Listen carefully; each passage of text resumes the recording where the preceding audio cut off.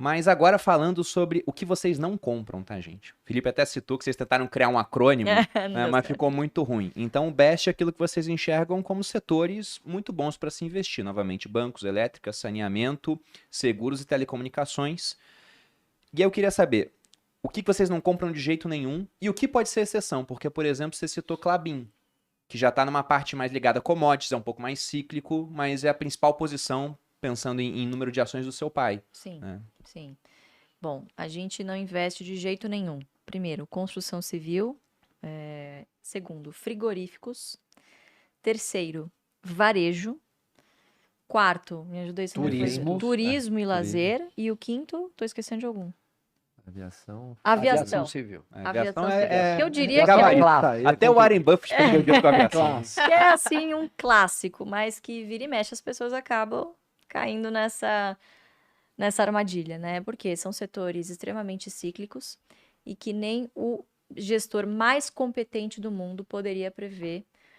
Estão expostos assim a muitas adversidades que não estão no controle da empresa. Então, por mais que você mitigue, você não tem como se proteger do fato do Brasil, por exemplo, ter ido de uma Selic de 2% a 13%, taranã.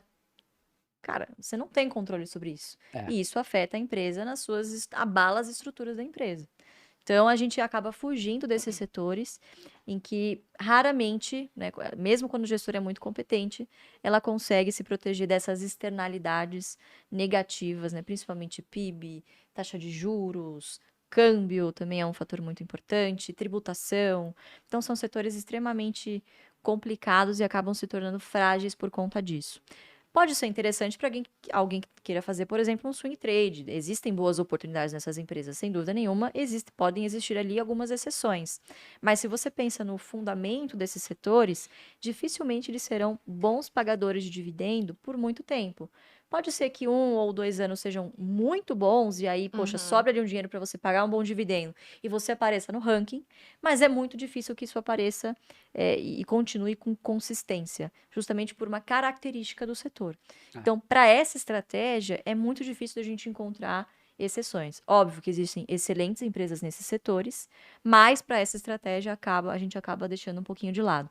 E o fato da gente ter uma prioridade, né, de você seguir uma linha de raciocínio, você precisa fazer as pazes consigo mesmo de que você vai olhar para o lado, você vai ver outras oportunidades que são boas, mas você vai ter que deixar passar. Porque essa que você está olhando ou é melhor, ou você já estava ali traçando um caminho que não dá mais para você voltar atrás. Então você precisa ter muita confiança no que você está fazendo, né? Então acho que ter uma regra de não olhar alguma coisa, você saber o que você não quer na sua carteira, acaba te deixando um filtro muito mais assertivo para onde você olhar e aonde você vai gastar suas energias. Porque assim, a gente não espera que nenhum de vocês que estejam nos assistindo vão parar tudo o que vocês estão fazendo e ficar no home broker o dia todo. A gente sabe que tem muitos que fazem isso, não deveriam, né?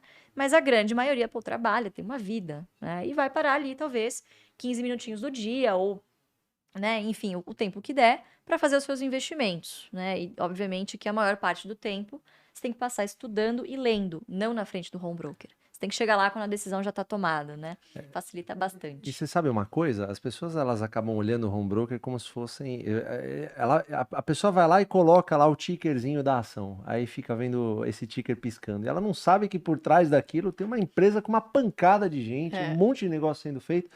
Isso que a Lu falou, eu acho importantíssimo, porque você estudar a empresa vai te ajudar até a construir uma opinião para quando, sei lá, ela cair pra caramba, você vai falar, pô, é a mesma empresa, com as mesmas pessoas, eu vou comprar mais.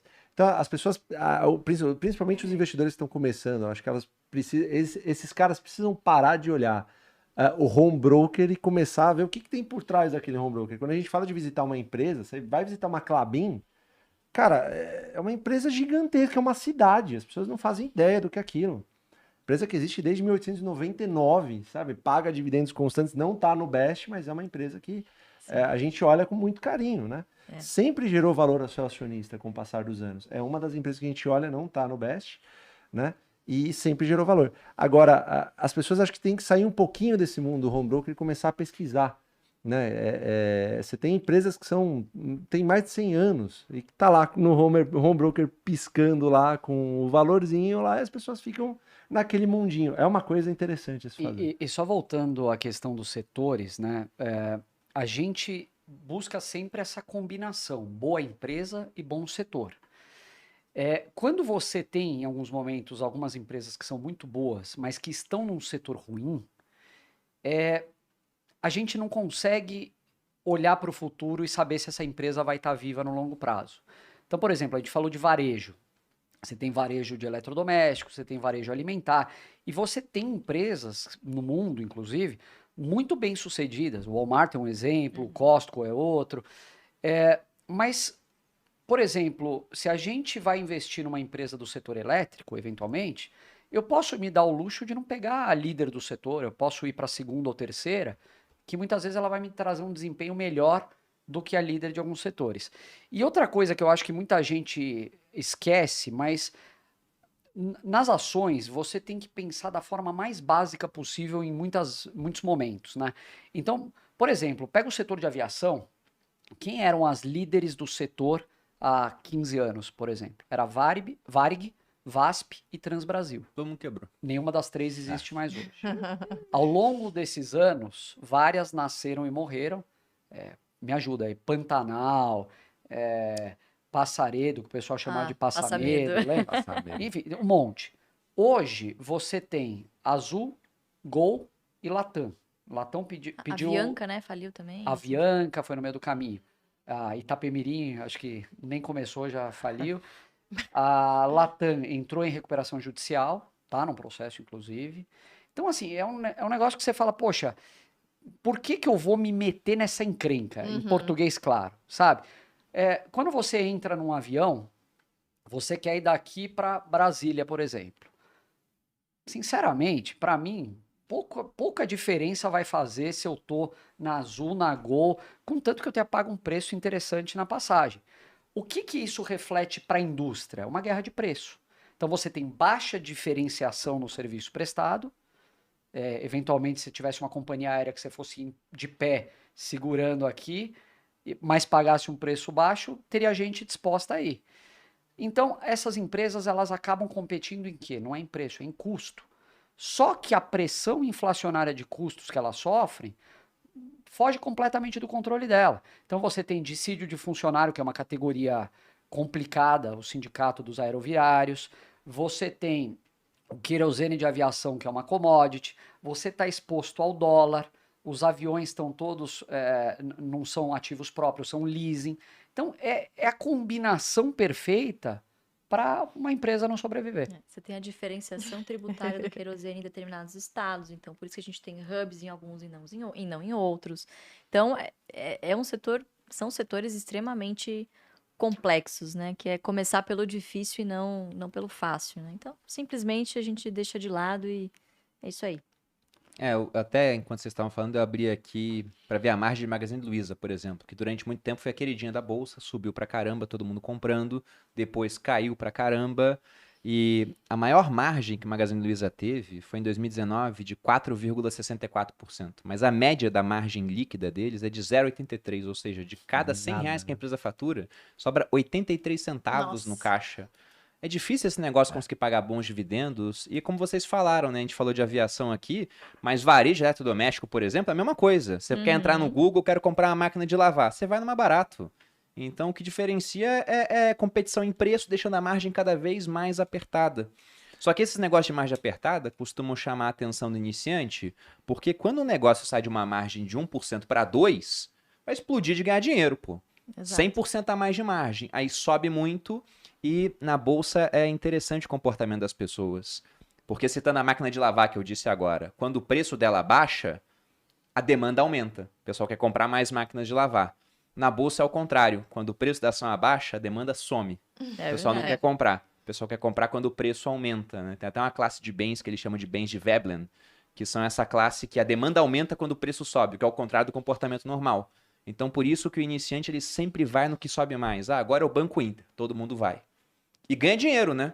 Exceto aqueles que entram quando já subiu 2.000%. Aí esse pessoal vai perder, vai pegar 90% de queda. Magazine Luiza, Melios, a ação da moda sempre vai estar lotada de investidor pessoa física que vai na narrativa. E a pior Exatamente. coisa que pode acontecer é esse cara ganhar dinheiro.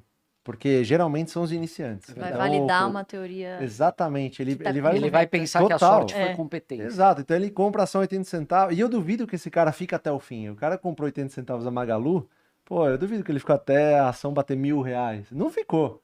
A hora que bateu R$1,20, ele já tava tremendo. Falando, meu Deus, olha o tanto de dinheiro que eu ganhei. Aí bateu 2, se ele segurou muito até o 2 e não segurou, ele vai vender. Aí quando a ação for para R$7, ele vai ficar maníaco. Falar, não, devia ter comprado mais, devia ter esperado, e ele compra 7 de novo. Ele sempre vai ficar achando que o sucesso dele na Bolsa de Valores está atrelado a um grande golpe de sorte. É isso aí. Ele nunca vai estar sossegado, porque quando ele ganhar dinheiro nessa, ele vai pular para uma outra que também talvez não tenha fundamento, mas ele está esperando que vá subir. Isso quando se subir 50% vai vender. Ele vai vender, vende até antes. E é o cara que nunca Exato. vai ver. Dificilmente esses investidores de Magalu, por exemplo, quem mais ganhou dinheiro? De novo, foram os controladores, ou o Luiz Alves, que, poxa, entrou lá muito próximo do IPO e, cara, carregou essa posição. Então, é de fato, né? O cara quer o golpe de sorte, mas ele quer rápido. Ele não quer Não quer esperar, né? né? Então, A bem paciência passou longe. passou longe, É exatamente. verdade. Pior coisa que pode acontecer. É verdade. Mas